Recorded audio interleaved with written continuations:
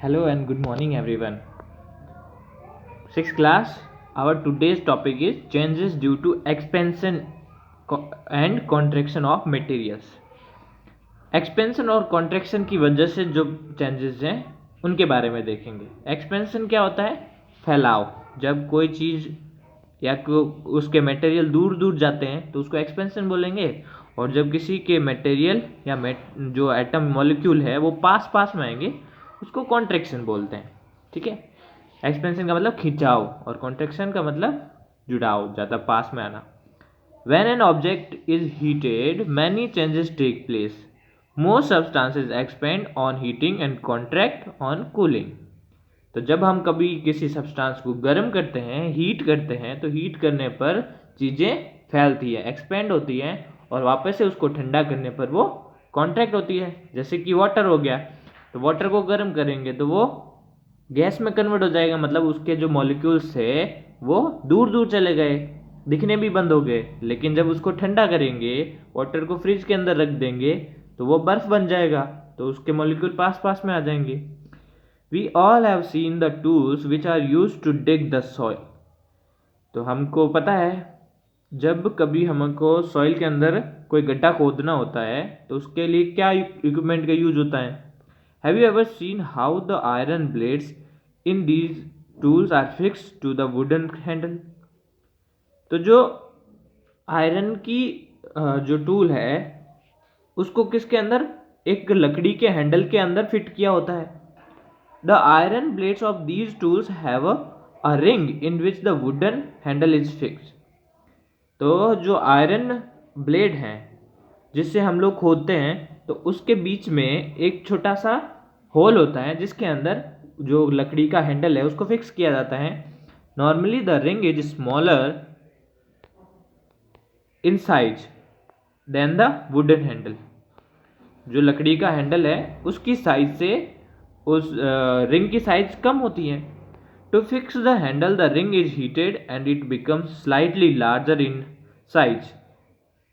तो जब हमको हैंडल फिक्स करना होता है तो क्या करेंगे, जो आयरन का ब्लेड है उसको गर्म कर देते हैं। गर्म करने से वो थोड़ी सी एक्सपेंड हो जाती हैं, फैल जाती हैं, और now the handle easily fits into the ring. When the ring cools down, it contracts and fits tightly on the handle. तो अब जब गर्म होगी तब वो काफ़ी रिंग बड़ी हो जाती हैं और उसको लकड़ी के अंदर जो बड़ा सा आता है उसके अंदर फिट कर सकते हैं, और उसके बाद में जब वो वापस से ठंडा होगा तो वापस कॉन्ट्रैक्ट होके उसकी ओरिजिनल पोजीशन में आ जाती है। ठीक है, similarly if you observe the railway tracks you will find that the space is left between two rail at the joint. तो जो रेलवे ट्रैक होता है तो उसके अंदर दो रेल के बीच में एक छोटी सी जगह छोड़ के रखते हैं। किस लिए? This is done to allow the expansion of iron rail during summer. तो गर्मियों के वक्त जब गर्मी ज़्यादा पड़ती है तो हीट की वजह से जो आयरन की रेल है वो एक्सपेंड होती है, फैलती है, तो उसके फैलने के लिए स्पेस चाहिए होता है, तो वो स्पेस इसी से मिलता है, वो स्पेस छोड़ा जाता है पहले से ही। Heating a substance can make it expand, but the amount of expansion differs in solid, liquid and gas.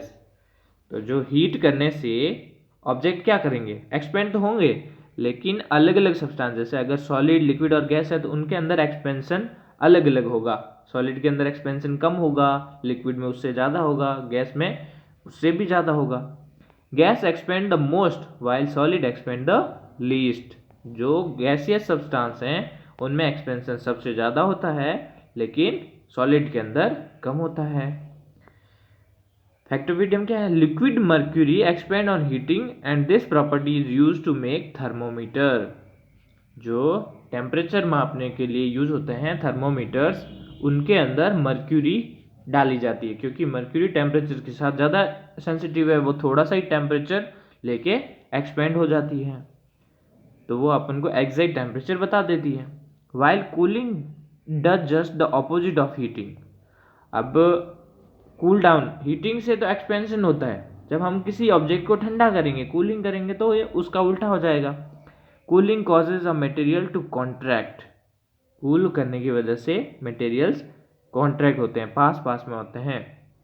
Solid contract the least while gases contract the most. तो जो सॉलिड सब्सटेंस है वो तो कम ही कॉन्ट्रैक्ट होंगे, लेकिन गैसेस के अंदर contraction ज़्यादा होगा। Okay, upgraded info. Water has a unique property, it expand on freezing. Water के अंदर भी एक प्रॉपर्टी होती है, जब इसको फ्रीज करते हैं तो ये एक्सपेंड होता है। वाटर के अंदर थोड़ा सा उल्टा होता है, ठंडा करने पर ये एक्सपेंड होता है। जो बर्फ होता है वो वाटर की शेप से ज़्यादा होता है। When it freezes, its molecule arrange in a proper order due to which its volume increases on solidification। तो वाटर को जब सॉलिड कर दिया जाता है, फ्रीज कर दिया जाता है, तो उसके जो मॉलिक्यूल्स हैं वो एक फिक्स अरेंजमेंट में आ जाते हैं, और जो फिक्स अरेंजमेंट बनाते हैं तो उनका वॉल्यूम बढ़ जाता है। And hence its density increases, और इसी वजह से उसकी डेंसिटी बढ़ जाती है। As a result ice has a lower density than water and floats in water, that is why iceberg float in water।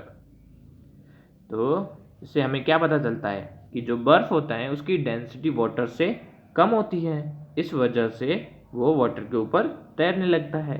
इसी वजह से जो वाटर के ऊपर आइसबर्ग है, बड़े बड़े से बर्फ के पर्वत, वो उसके ऊपर तैरते रहते हैं, लेकिन नॉर्मली सॉलिड है वो डूब जाता है। Expansion and contraction in solid. Solid के अंदर कैसे होता है? Take a metal ball and metal wire. एक मेटल की बॉल लेते हैं और एक वायर लेते हैं। Make a loop of the wire in such a way that it is just as big as the ball. तो उसका एक छोटा सा लूप बनाते हैं वायर का, और वो किसके बराबर होना चाहिए? बॉल के बराबर होना चाहिए। The ball should be able to just fix inside the ring. जो हमने वो रिंग बनाई है, लूप बनाई है, उसके अंदर वो बॉल अच्छे से फिट हो सके।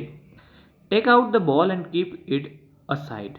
अब बॉल को साइड में रख देते हैं। Now hold the ring carefully with the pair of tongs and heat it. Pass the ball through the ring. Now you will find that the ball has easily pass through it. देखो, अब ring को क्या करो, थोड़ा गर्म करो अच्छे से, और उसके बाद में बॉल को पास करने की कोशिश करेंगे तो आसानी से उसके अंदर से निकल जाएगी, क्योंकि रिंग को गर्म करने से वो एक्सपेंड होगी, और एक्सपेंड होने से उसके बीच की जो स्पेस है वो बढ़ जाएगी। Cool the ring now, what happens to its size on cooling. जब उसको ठंडा करेंगे तो उसकी साइज कम हो जाएगी, और अब की बार बॉल उसके अंदर से पास नहीं हो पाएगी। The ball will not pass easily on cooling the ring because cooling causes contraction. Hence, the size of the ring will decreases. Liquid में क्या होगा? Take a glass filled with water to its brim. Pour the water into a cylinder and heat it. तो एक glass के अंदर water लेते हैं और उसको एक कंटेनर के अंदर भर देते हैं, एंड उसको बॉयल करते हैं। Now try the pour the water back into the same glass. देखो, इसके अंदर जब गर्म करेंगे, उबाल लेंगे, तो उबालने के बाद जब वापस से ग्लास में डालेंगे तो जैसे पहले वाटर था उससे कम होगा water. You will observe that water overflow, thus the liquid expand on heating. या फिर ऐसा होगा, जो नॉर्मल था वाटर, ज़्यादा गर्म नहीं करना है, थोड़ा सा गर्म करेंगे तो वो जिसकी भाप उड़ेगी नहीं, तो ये थोड़ा सा बढ़ जाएगा, तो इस वजह से ओवरफ्लो हो जाएगा। Can you say that what will happen if water is allowed to cool down and the poured back into the glass? थोड़ा सा ठंडा कर देंगे तो वाटर थोड़ा सा कम हो जाएगा। तो ये किसकी वजह से हुआ? कॉन्ट्रैक्शन की वजह से। गैस के अंदर क्या होगा? टेक ए बलून, एक बलून लेते हैं, and fit it in the opening of an empty glass bottle. एक खाली बॉटल लेते हैं, उसके ऊपर एक बैलून लगा देते हैं। Place the bottle in a ball containing warm water. अब गर्म पानी जिसके अंदर रखा हुआ हो उस कंटेनर के ऊपर रखते हैं इस बॉटल को। What will happen to the balloon? तो क्या होगा? ये जो गर्म वाटर है, इसकी वजह से जो ऊपर की तरफ एयर निकल रही है, वो एयर किसके अंदर भर जाएगी? बैलून के अंदर, और बैलून इन्फ्लेट हो जाएगा, फूल जाएगा। The balloon inflate because the air in the bottle becomes warm and arises up to fill the balloon. अब वो इस बॉटल के अंदर जो गैस थी वो ऊपर की तरफ उठेगी और उससे बैलून फूल जाएगा। Now place the bottle with the inflated balloon in A ball containing ice cold water. अब उसको बहुत ठंडे पानी के अंदर रखेंगे तो क्या होगा, इस बॉटल के अंदर जो भी एयर थी वो कूल हो जाएगी, ठंडी हो जाएगी, और इस वजह से इसके अंदर जो भी एयर थी वो बाहर निकल जाएगी. What will happen? The balloon deflate because the air in the bottle becomes cool and contract, due to which the air in the balloon rush out of it to fill the empty bottle. Okay.